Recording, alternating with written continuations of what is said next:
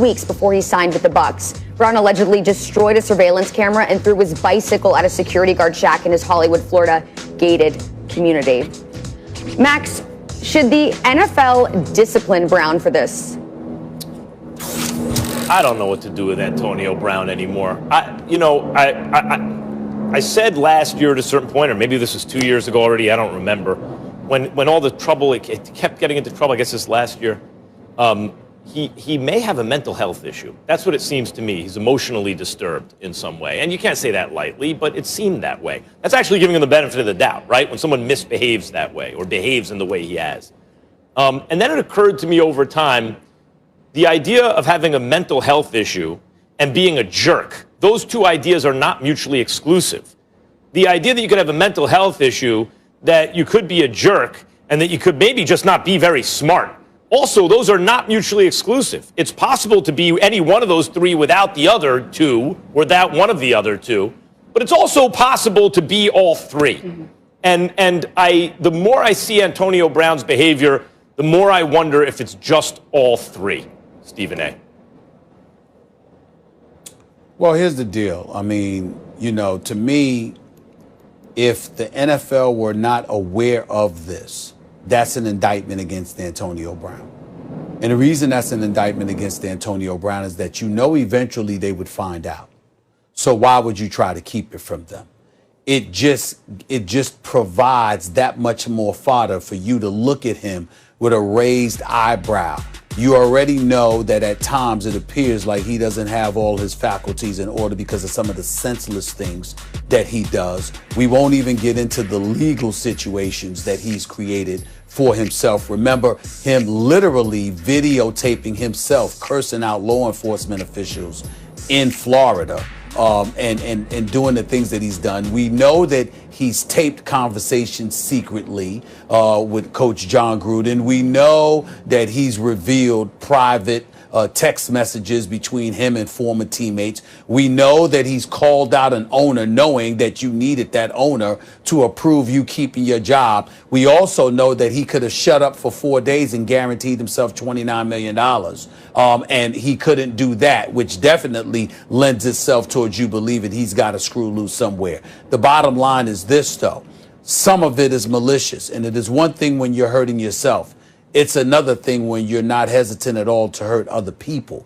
If this is one of those situations where, it was just self-inflicted wounds, that would be one thing. Mm-hmm. But if you're behaving erratically and it's having a detrimental effect on other people, and that was something that you kept from the NFL, knowing that this would ultimately rear its ugly head, I don't know how smart that was. I'm not going to indict him for it because he's in the league. He's back in the league now. We wish him nothing but the best. We hope that he can behave himself, act accordingly, and just be the great football player that he is.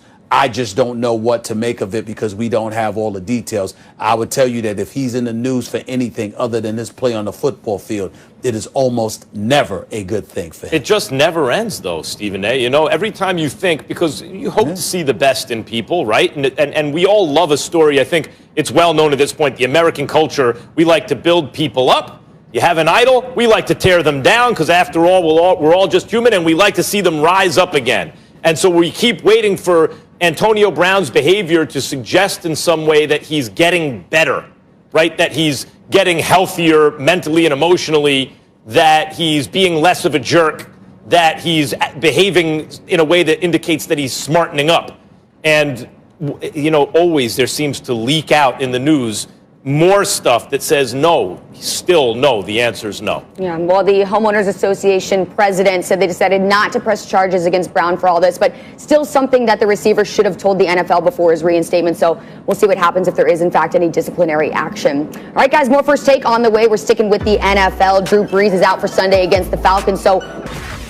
And the Steelers continue to roll. They are an undefeated 9-0 for the first time in franchise history. This week, they've got the Jags on deck. The team head coach Mike Tomlin says the Steelers do not. So much. Can you hear me? Lightly. Can you hear me? We are not a Big Ten team playing a MAC opponent this week. Every time we step into a stadium, we're playing professionals, players and coaches. And we got a ridiculous level of respect for that. And so, write your story, man. Follow your storylines about trap games and things of that nature. we understand what we're going into in Jacksonville, that's a group that's trying to kick our butt, a professional group, a capable group, and we're preparing with that understanding. Yeah, this game right now. You ready? Dude, You ready? I want to play for him. All right, yeah, this game might just be about momentum. Don't forget, next week, Steelers have the Ravens, and the last time they played just a few weeks ago, that game did come down to the very final possession. So Ryan Clark here with us. Max, I'm going to start with you here. Do you think the Steelers will go undefeated all season? Will go is the operative word. I did not think they would. I mean, they started out the season, Giants, Broncos, Texans, Eagles. So what? They're 4-0, right? At this point, I still can't say will, but they have a damn good chance to do it. Guys, this is what I'm looking at, okay? This is what I'm looking at. Since those first 4 games, which are easy games by NFL standards, right? They played the Browns, and that's a divisional opponent. And they've gotten much better, and the Browns were hot coming into that game. They beat the Browns 38-7. Their other divisional opponents, the Ravens, they had to go on the road to face Baltimore, beat them. And the Bengals, I thought that was kind of a trap game, sort of, right? And they couldn't practice because of COVID, right? They had a bunch of guys, including their quarterback, couldn't practice. 36-10. They're curb stomping their divisional rivals, except for the Ravens, who you don't curb stomp, right? But they beat them on the road. They also beat the Titans when the Titans were undefeated. The Steelers are not falling into traps. Even against the Cowboys, they scratched out that win in a game that was tougher than it ought to have been. Yeah. And they're beating the hell out of divisional rivals, and they're even beating Baltimore on the road and an undefeated team like the Titans. Now, look at their schedule. It does get tougher because they don't have gimmies like the first 4 games. They only have 2 of those. Jacksonville, and you heard Coach, they ain't falling into that trap, right? And Washington. Otherwise, they have Baltimore again. But this time they're at home. They already beat Baltimore on the road. The Bills, they're on the road against the Bills. That's a game they could lose. They have the Colts at home. That's a game they can lose. I expect them to beat up the Bengals and the Browns just like they already did. So I'm really looking at the Ravens, the Bills, and the Colts. And I think if you beat the Ravens on the road, you can do it again at home. And I think the Bills are a team and the Colts are teams that probably they lose to one of those 2 teams at least. Maybe this is a 14-2 team. But there's a damn good chance they actually run the table. I disagree. And to be quite honest with you, as a diehard Steelers fan, I'm hoping that you're wrong. I don't want them to go undefeated. I think the more perfection they put forth in the regular season, it sets them up for a fall. How many times throughout his illustrious Hall of Fame, 2 Super Bowl championship career, Ryan Clark, have we seen Big Ben? And there were expectations that were not met. Now, when the expectations are not necessarily there, he rises, he plays big. He's played big in big moments. I'm not trying to throw any shade on him in that regard. But I have found as a Steelers fan that when you absolutely positively expect them to do something and all the pressure is there, they don't rise to the occasion. I don't want this team to go undefeated.